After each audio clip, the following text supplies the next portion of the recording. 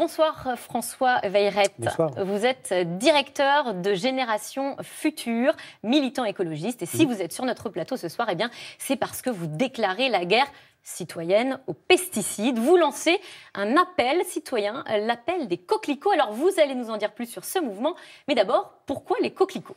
Les coquelicots, vous savez, c'est cette jolie fleur, jolie mais fragile, qu'on trouvait avant dans les espaces ruraux, dans les champs, et qu'on trouve de moins en moins, qui a presque disparu, parce que maintenant on emploie tellement d'herbicides en agriculture qu'on ne trouve plus ces jolies fleurs sauvages qui ont fait le bonheur de nos enfances. Et on voit d'ailleurs une petite cocarde qui ressemble à un coquelicot sur votre veste. Alors, votre constat est alarmant. Vous dites que des pesticides, eh bien, il y en a partout. Et pour le prouver, vous avez fait un test un peu original à la rédaction de Charlie Hebdo qui va être publié dès demain. Est-ce que vous pouvez nous en parler ? Mais oui, on a entrepris cette démarche avec l'équipe de Charlie Hebdo. 15 personnes de la rédaction ont accepté de se faire prélever une mèche de cheveux et de la faire analyser par un laboratoire spécialisé. Et après, on a regardé tout ce que le labo avait trouvé. Donc, il a cherché une multitude de pesticides et il en a trouvé entre 35 et 50, donc avec une moyenne d'à peu près 40 chez chacune des personnes testées. Donc, un véritable cocktail. Toutes les personnes. Voilà. Donc, c'est un cocktail impressionnant de pesticides avec des molécules récentes, d'autres très anciennes. Oui, je crois qu'il y a des molécules qui sont interdites pour certaines depuis près de 50 ans. Comment c'est possible ? C'est parce que certains produits sont tellement persistants qu'on les retrouve dans l'environnement, on va les trouver encore dans les chaînes alimentaires et dans des poissons gras, par exemple, ou dans des corps gras, parce qu'ils ont une affinité pour les graisses. Voilà, on trouve toutes sortes de produits, dont beaucoup sont des produits très dangereux. Alors, François Weyreth, vous dénoncez un désastre dû aux pesticides. Vous parlez d'apocalypse, de peste authentique. Alors, ce sont des termes forts. Quelles sont les conséquences très concrètes sur notre environnement de ces pesticides ? Les termes sont forts, mais le constat est terrible aussi. Il y a multiples études qui ont été publiées ces derniers mois qui montrent clairement qu'on a à peu près un tiers des espèces d'oiseaux qui ont disparu ces 15 dernières années, un tiers, et la moitié des populations d'insectes pollinisateurs, papillons, abeilles, etc. Donc effectivement, il y a un effondrement de la biodiversité dans lequel le modèle agricole joue clairement un rôle, à la fois par l'appauvrissement des paysages et puis l'emploi massif d'une chimie très dangereuse, notamment pour les insectes, mais pas que. C'est en train de changer notre environnement. Ça change complètement notre environnement. Et vous savez, l'environnement est important pour ses valeurs propres, mais il est également important pour notre qualité de vie à nous et notre état de santé, et même pour l'agriculture. Si des espaces ruraux sans pollinisateurs sont des espaces dans lesquels l'agriculture a bien du mal à produire. Alors, vous dites que c'est important aussi pour nous, et en effet, les pesticides créent aussi des pathologies sur la santé des gens. Oui, alors ça, c'est effectivement l'échelon qui nous touche directement notre santé. C'est bien connu maintenant. Il y a une très grosse étude de l'INSERM, la recherche médicale publique française, qui a été publiée il y a quelques années, qui a fait le tour de 30 années de publications scientifiques, 30 années d'études scientifiques universitaires, et qui est extrêmement clair. L'exposition aux pesticides est liée à un risque augmenté pour toute une série de pathologies, certains cancers. Parkinson, je crois. Les maladies neurodégénératives comme maladie de Parkinson, la maladie d'Alzheimer, des problèmes de métabolisme, de diabète, des problèmes de malformation génitale, etc.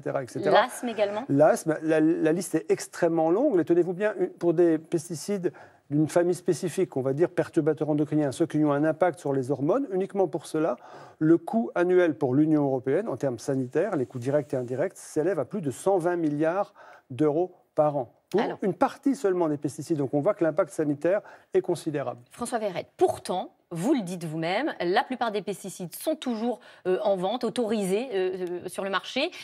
Nicolas Hulot a dénoncé le poids des lobbies. Vous aussi, vous en parlez. Alors, quel est leur rôle ? L'action des lobbies, elle est multiple. Elle intervient d'abord pour faciliter la mise en marché des produits. Comment est-ce qu'elle peut le faire, si on veut rester simple pour vos auditeurs ? Elle influe déjà sur les règles qui vont permettre de mettre sur le marché ces produits-là. Et c'est là où le bas blesse énormément. On l'a vu dans le cas du glyphosate. Finalement, les études universitaires à charge contre le glyphosate n'ont pas été prises en compte, quasiment pas été prises en compte par les agences. On a retenu, in fine, les études fournies par les firmes elles-mêmes. Et puis aussi l'étude de l'agence quand même européenne de sécurité alimentaire, l'EFSA, qui n'a pas classé le glyphosate dans les cancérigènes. Et c'est justement pour ça, c'est parce qu'elle n'a pas regardé l'ensemble des données universitaires, des données scientifiques disponibles, qu'elle a pu tirer une telle conclusion. Le Centre international de recherche sur le cancer, qui lui a examiné uniquement les études publiées, donc validées par d'autres scientifiques, ont tiré une conclusion radicalement inverse. Alors, c'est parole contre parole. En tout cas, il y en a encore qui ont des doutes sur la dangerosité du glyphosate. Écoutez cet agriculteur. Nous, aujourd'hui, on se base sur voilà, les faits réels, sur les résultats scientifiques.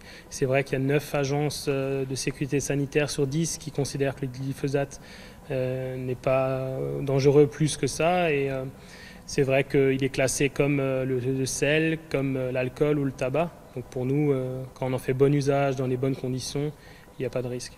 Le glyphosate classé comme le sel ou le tabac. Qu'est-ce que vous en dites?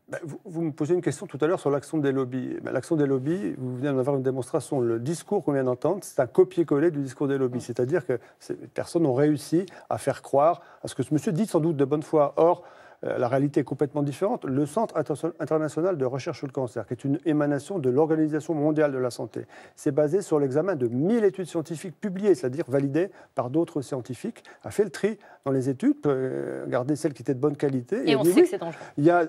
C'est cancérogène de manière absolument certaine sur les animaux. On a un certain nombre en plus de données épidémiologiques, c'est-à-dire on observe ce qui se passe sur les populations humaines. Et bien ça suffit pour le classer comme étant un cancérogène probable pour l'homme. Et la législation européenne prévoit que normalement, ce type de produit, on ne peut pas les laisser sur le marché. Pour la première fois, Monsanto, qui fabrique donc un produit à base de glyphosate, a été condamné cet été aux États-Unis. Est-ce que finalement, la solution, ce n'est pas que la guerre soit menée, mais dans les tribunaux? La guerre, elle est aussi menée dans les tribunaux. Évidemment, nous, en tant qu'association chez Génération Future, on a attaqué un certain nombre de produits l'année dernière en justice. On a même obtenu la suspension de certains produits devant la justice. Mais c'est une guerre sans fin. Il existe des centaines de molécules de matières actives sur le marché, des milliers de formulations de produits commerciaux. Mais il y a encore des avancées. Il y a des avancées tout de même. Les néonicotinoïdes, les fameux qui tuent les abeilles, viennent d'être interdits. On va retirer 5 substances actives du marché. C'est une bonne chose. Il a fallu 20 ans de lutte, plus de 20 ans de lutte des apiculteurs et des écologistes pour y arriver.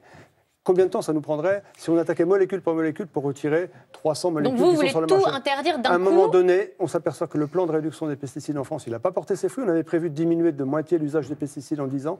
On a augmenté de 20%.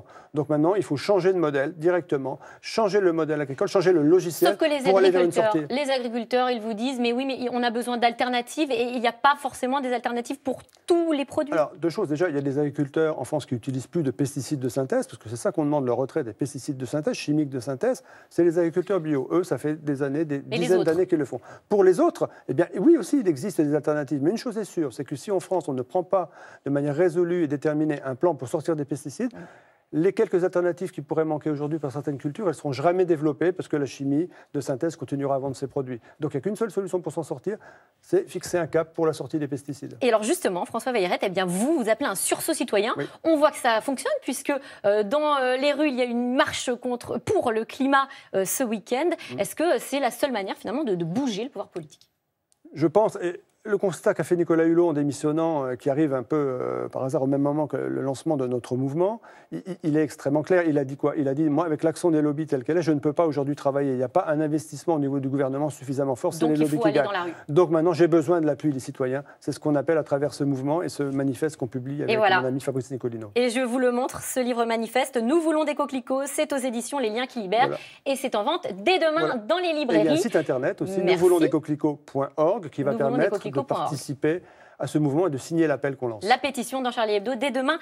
Merci François Weyret. Tout de suite, merci. Caroline Roux, C'est dans l'air, une émission intitulée ce soir, Violence, mon maire va craquer. Bon.